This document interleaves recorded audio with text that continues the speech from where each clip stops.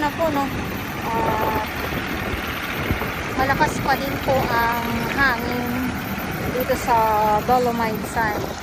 At ito nga po yung ating makinarya or go traktora. So umaarangkada pa din po at patuloy pa din po na nandito.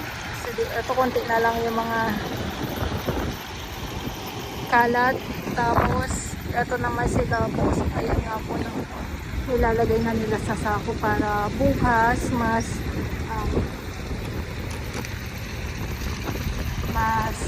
lalong konti na po yung ating makikita bukas dito Friday.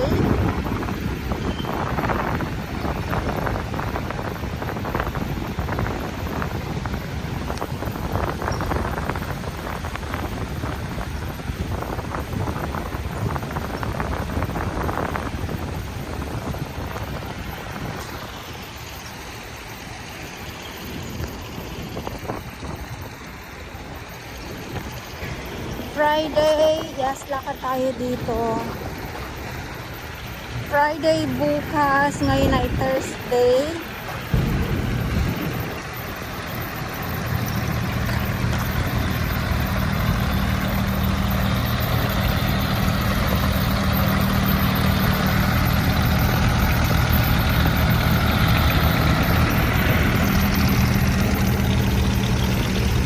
Silipin natin dito sa Dalampasigan.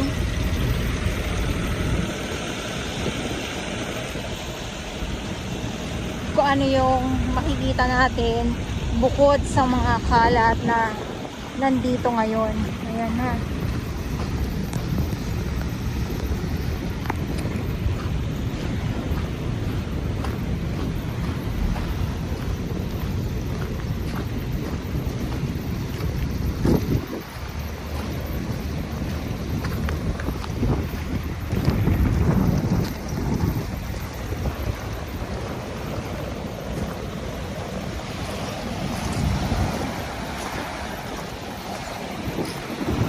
Ito pag nawala na to, ang kapalit ay mga lamang dagat.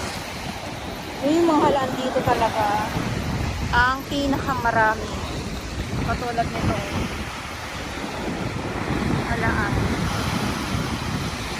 Naku, may mga ano na.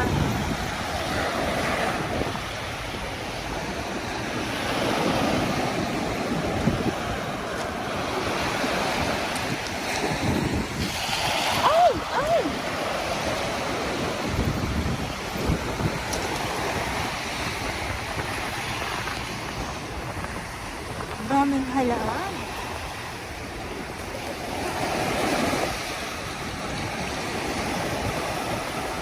Kaya lang yung iba wala nang laman.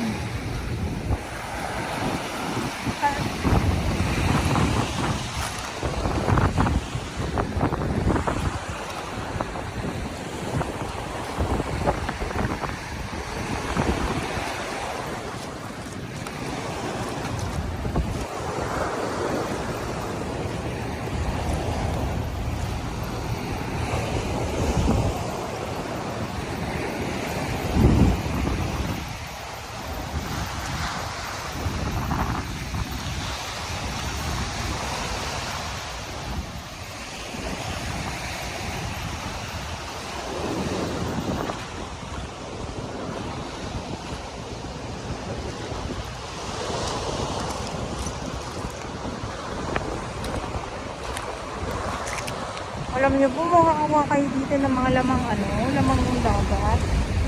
Tapos lalo na kung may mga laman, ako, pang ulam na.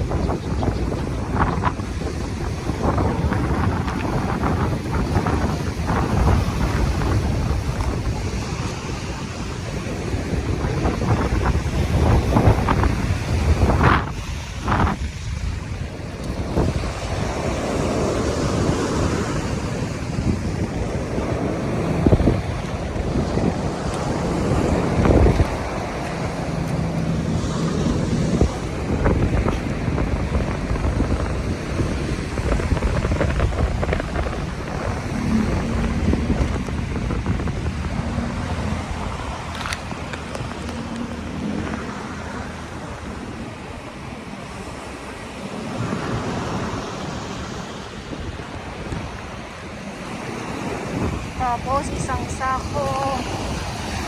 Ang daming mga napadpad na mga ano, na mga nakasako na mga kalat.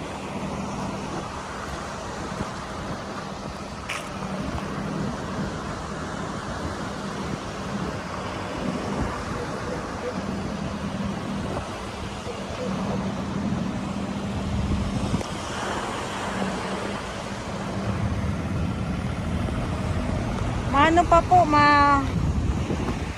mataas pa po ang dagat or high tide pa po, kaya ganon talagang pumagitna ang ating dagat dito sa Dolomite Sand. Kahit nga po hapon na ngayon, oh, ganito pa din ang ano, ang alon. Ayan.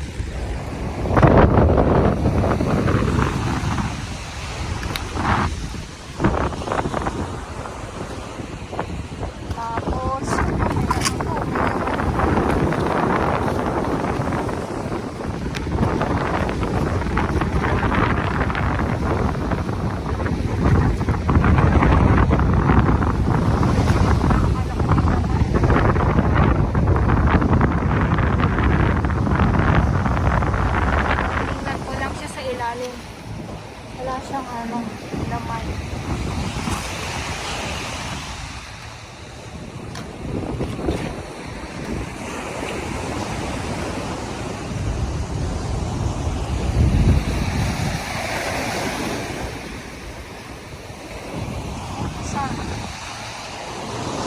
Ito yung ano, makikita ninyo sa ating update.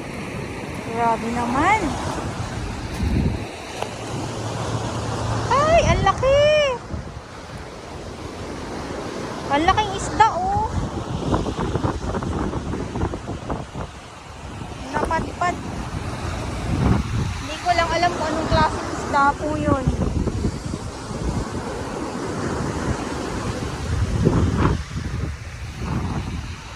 Ano to, suha? Oh, grabe. Suha, oh. Baka mamaya mali ako. Orange.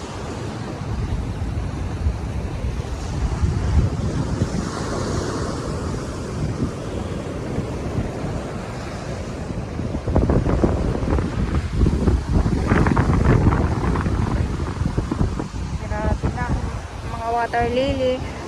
Halo ang ating ano, ang ating nakikita ng mga lapad pa dito sa Dolomite Sand.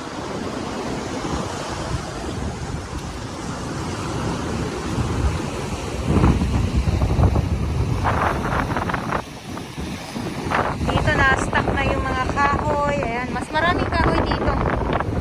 So bawal na tayo dito pumunta sa side na yan dyan.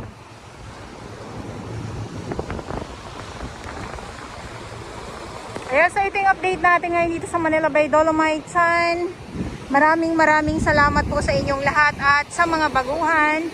Yes, welcome sa channel ni Miss Jelani Dorabas. Mahalin niyo po ako ng buong buo. Yun ay hindi galing sa ilong ng may singaw. Karos buhay!